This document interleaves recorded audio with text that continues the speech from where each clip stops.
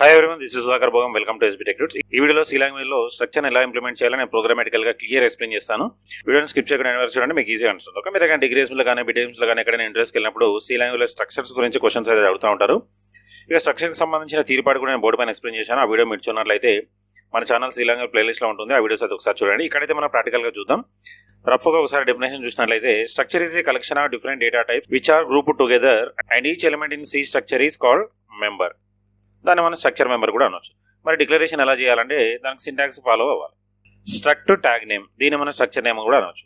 Struct అనేది ఇక్కడ result keyword, ఇక్కడ స్ట్రక్చర్ నేమ్ ఇవ్వండి. తర్వాత data type member 1, data type number 2 and so on. Final bracket close semicolon.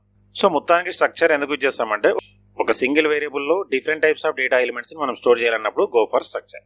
Okay, declaration కి సంబంధించిన ఎగ్జాంపుల్ చూసినట్లయితే ఇక్కడ స్ట్రక్ట్ స్టూడెంట్. సో ఇక్కడ స్ట్రక్ట్ అనేదేమో రిజల్ట్ కీవర్డ్, స్టూడెంట్ అనేదేమో నేమ్ అంటే ట్యాగ్ నేమ్. ఇందులో 3 types of data elements store చేస్తా ఉన్నాం. ఫస్ట్ది క్యార్, సెకండ్ది ఇంట్ అంటే first name, roll number, total. So ఇక్కడ different types of data elements ని సింగిల్ వేరియబుల్ లో స్టోర్ చేస్తా ఉన్నాం. అంటే ఇక్కడ స్ట్రక్ట్ స్టూడెంట్ అనేది కంప్లీట్ గా డేటా టైప్ అన్నట్టు. స్ట్రక్చర్ ని డిరైవ్ డేటా టైప్ కూడా అనొచ్చు మనం. ఓకే, ఎందుకంటే ప్రీడిఫైన్ డేటా టైప్స్ ను బేస్ చేసుకొని మనకు డెరివ్ అవుతుంటుంది కాబట్టి దీన్ని డెరివ్ డేటా టైప్ కూడా అంటాం. దీనికి సంబంధించిన తీరుపాటు నేను బోర్డు పైన ఎక్స్ప్లెయిన్ చేశాను. ఆ వీడియో ఒకసారి చూడండి. Next declaring structure variable. అంటే ఇక్కడ ఏం చేస్తాం మనము అంటే ఓన్లీ డేటా టైప్ ని డిజైన్ చేస్తాం. దీనికి వేరియబుల్ డిక్లేర్ చేస్తేనే మనకు మెమరీ అలొకేషన్ అనేది జరుగుతుంది. సో వేరియబుల్ ఎట్లా డిక్లేర్ చేయాలి అంటే struct student S1, S2, S3 ఇక్కడ 3 వేరియబుల్స్ ని ఎట్ ఏ టైంలో డిక్లేర్ చేసినాం.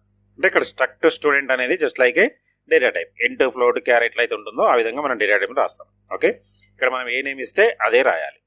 సో ఈ విధంగా మనం డిక్లరేషన్ చేయొచ్చు వేరియబుల్స్ ని, లేదా ఎట్ ఏ టైంలో డిక్లరేషన్ చేసేటప్పుడే మన వేరియబుల్స్ ని కూడా ఇక్కడ పాస్ చేయొచ్చు. ఇక్కడ చూడండి, ఇది సెకండ్ మెథడ్.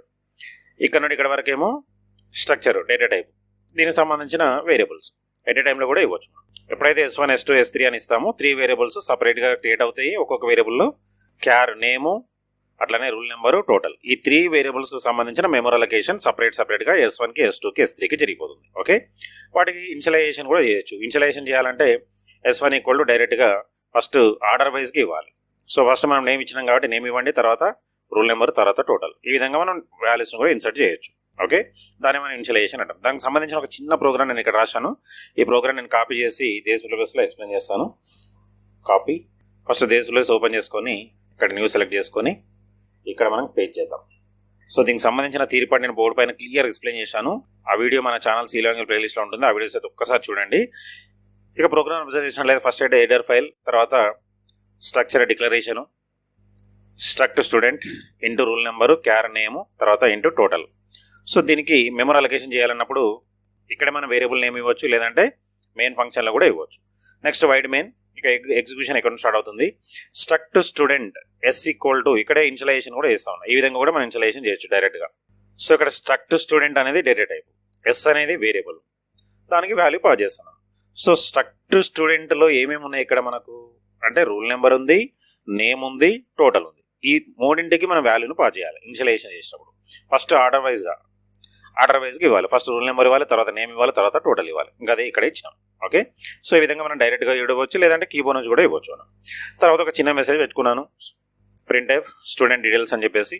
తర్వాత ఒక్కొక్క దాన్ని డిస్ప్లే చేసుకుంటూ పోయినాం. రూల్ నెంబర్ ఈక్వల్ %, స్లాష్ అంటే కర్సర్ ఎక్స్టర్నల్కి వెళ్తుంది. Next name equal to %S, మళ్ళీ స్లాష్ అంటే కర్సర్ ఎక్స్టర్నల్కి వెళ్తుంది. Total equal to %D. ఇక్కడ చూడండి S డాట్ రూల్ నెంబర్ అంటే S లో ఉండే రూల్ నెంబర్ అంటే ఎంత ఇక్కడ 10 అది వస్తుంది. సో మెంబర్ని కాల్ చేసినప్పుడు with respect to structure variable name తో కాల్ చేయాలి. Okay, S dot rule number అంటే 10 వస్తుంది, S డాట్ నేమ్ అంటే నేహాల్ అని వస్తుంది, S డాట్ టోటల్ అంటే 900 వస్తుంది. సో ఆ విధంగా మనం ఇక్కడ కాల్ చేయాలి. ఓకే, సో దీనికి సంబంధించిన తిరిగిపాటు నేను బోర్డు పైన క్లియర్ ఎక్స్ప్లెయిన్ చేశాను. ఆ వీడియోస్ ఒకసారి చూడండి. దీన్ని సేవ్ చేసి మనం ఎగ్జిక్యూషన్ కూడా చూద్దాం. ఫస్ట్ అయితే సేవ్ చేద్దాం.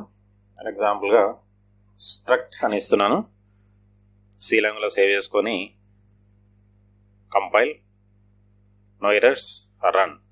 చూడండి డైరెక్ట్ గా student details, roll number equal 10, name equal to Nehal, total equal to 900. ఇక్కడ ఏవైతే వాల్యూస్ పాస్ చేసామో ఆ వాల్యూస్ ని పికప్ చేసి మనకు డిస్ప్లే చేసుకుంటూ పోతుంది. ఈ విధంగా మనం స్ట్రక్చర్ ని సి లాంగ్వేజ్ లో ఇంప్లిమెంటేషన్ చేసుకోవచ్చు. సో ఇప్పుడు స్ట్రక్ట్ స్టూడెంట్ కి మనం ఎన్ని వేరియబుల్స్ అయినా డిక్లేర్ చేసుకోవచ్చు. ఫర్ ఎగ్జాంపుల్ ఇప్పుడు చూడండి, దీన్నే కాపీ చేసి ఇక్కడ పేస్ట్ చేద్దాం. నేను ఇక్కడ S1 అని పెడతాను. వాల్యూస్ కొంచెం అప్డేట్ చేద్దాం. ఫర్ ఎగ్జాంపుల్ 20, ఇక్కడ నేమ్ కూడా చేంజ్ చేద్దాం. For example Nihal Sai, values total marks వచ్చేసి ఫర్ ఎగ్జాంపుల్ 800. ఇప్పుడు నేను ఇక్కడ S1 డాట్ రూల్ నెంబర్ అంటే నాకు ఏమొస్తుంది అంటే 20 వస్తుంది, ఎందుకంటే విత్ రెస్పెక్ట్ టు వేరియబుల్ నేమ్తో కాల్ చేస్తా ఉన్నాం. So S1 dot rule number అంటే 20, S డాట్ రూల్ నెంబర్ అంటే 10. ఒక్కసారి దీన్ని కంపైల్ చేసి ఎగ్జిక్యూషన్ అంటూ చూద్దాం. ఇప్పుడు నాకు ఫస్ట్ 20 రావాలి, నేమ్ వచ్చేసి నేహాల్ అని రావాలి, టోటల్ వచ్చేసి 900 రావాలి, ఎందుకంటే రూల్ నెంబర్ని మాత్రమే S1తో కాల్ చేసిన. నెక్స్ట్ S డాట్ నేమ్ అన్నాను, S డాట్ టోటల్ అన్నాను, కాబట్టి కంపైల్ రన్. చూడండి రూల్ నెంబర్ 20 వచ్చింది, నేమ్ మాత్రం నేహాల్ వచ్చింది. అంటే విత్ రెస్పెక్ట్ టు వేరియబుల్ నేమ్తో ఆ మెంబర్ని కాల్ చేయాలి. ఓకే, ఈ రూల్ నెంబర్ కానీ నేమ్ కానీ టోటల్ ఏంటంటే మెంబర్స్ ఆఫ్ స్ట్రక్చర్, కాబట్టి విత్ రెస్పెక్ట్ టు వేరియబుల్ నేమ్తో ఆ మెంబర్స్ మనం కాల్ చేసుకుంటే దాని కరెస్పాండింగ్ మెంబర్ వాల్యూ వచ్చేస్తుంది. ఓకే, సో ఈ విధంగా మనం సి లాంగ్వేజ్లో స్ట్రక్చర్ని ఇంప్లిమెంటేషన్ చేయొచ్చు. ఓకే, ఈ వీడియోలో మీకు ఏమైనా డౌట్స్ ఉంటే కామెంట్ సెక్షన్లో కామెంట్ చేయండి, దానికి రిప్లై ఇస్తాను.